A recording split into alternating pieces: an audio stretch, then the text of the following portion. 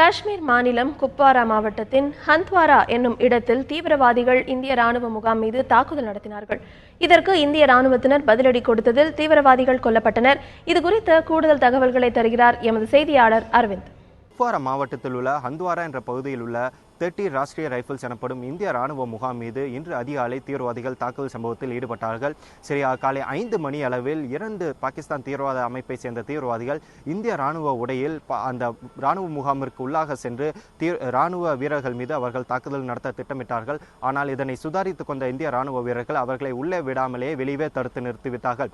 2 தரப்பிலுமே காலை 5 மணி முதலே துப்பாக்கிச்சூடு சம்பவம் தொடங்கியது. சரியாக 6:30 மணி அளவில் துப்பாக்கி சண்டை நிறைவு பெற்றது. இதன் முடிவில் 2 தீவிரவாதிகள் கொல்லப்பட்டனர். அதே போல இந்த திட்டத்துடன் இன்னும் எத்தனை பேர் உள்ளே நுழைந்திருக்கிறார்கள், மேலும் வேற ஏதும் தீவிரவாதிகள் உள்ளே இருக்கிறார்கள் என்பது தொடர்பான தேடுதல் வேட்டை தற்போது நடைபெற்று வருவதாகவும் அங்குள்ள ராணுவ வீரர்கள் நமக்கு தெரிவித்தனர்.